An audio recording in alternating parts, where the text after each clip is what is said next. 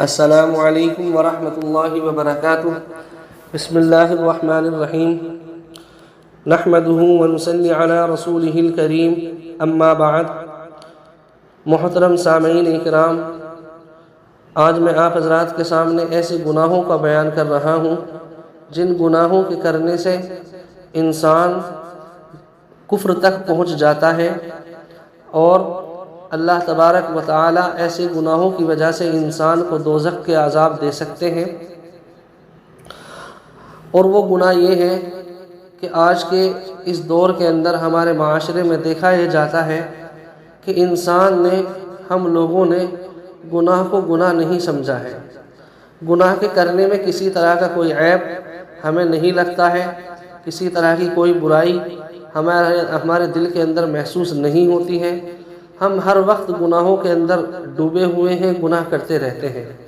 لیکن بعض گناہ ایسے بھی ہو جاتے ہیں جن گناہوں کے کرنے سے ہمیں اللہ تبارک و تعالی کفر کی حالت تک پہنچا سکتا ہے۔ بہرحال سمجھنا یہ ہے کہ وہ کون سے گناہ ہیں جو انسان کو کفر تک پہنچا دیتے ہیں۔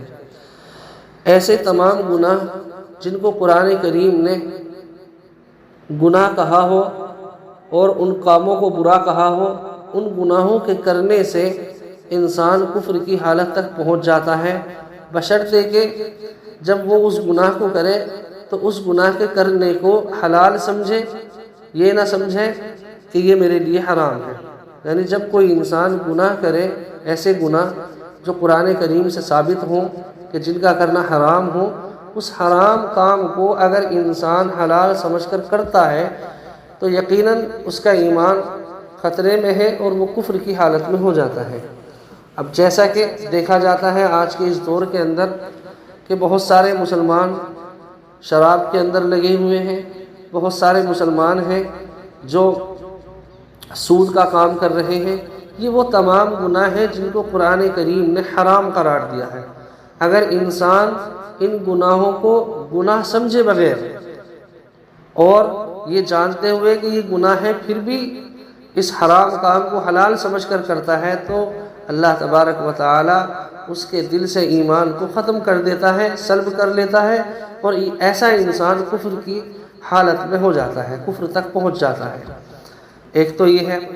دوسرا یہ ہے کہ ان گناہوں کو انسان گناہ تو سمجھے لیکن پھر بھی کرتا رہے، شیطان کے بہکاوے سے، کیا نفسانی خواہشات کی وجہ سے۔ اگر انسان ان گناہوں کو شیطان کے بہکاوے کی وجہ سے کر رہا ہے اور اسے معلوم بھی ہے کہ یہ گناہ ہے، یہ غلط کام ہے، تو بھی اللہ تبارک و تعالیٰ کی طرف سے اس کی پکڑ ہے۔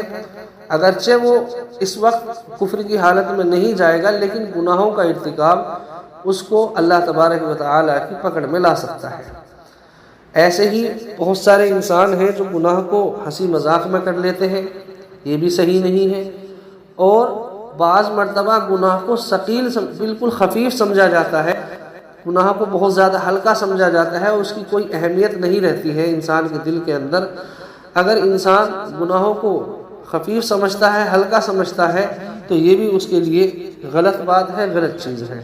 اللہ کے نبی صلی اللہ علیہ وسلم نے ارشاد فرمایا، حضرت عائشہ رضی اللہ تعالی عنہ فرماتی ہے کہ اللہ کے نبی نے مجھ سے عرض کیا کہ اپنے آپ کو ان گناہوں سے بچاؤ، خاص طور پر کہ جن گناہوں کو معمولی اور حقیر سمجھا جاتا ہے، یعنی ایسے گناہ جن گناہوں کو تھوڑا ہلکا سمجھا جاتا ہے، کمزور سمجھا جاتا ہے، ایسے گناہ سے بچاؤ، کیونکہ اللہ تبارک و تعالی ایسے گناہوں پر بھی انسان کی پکڑ کرتا ہے۔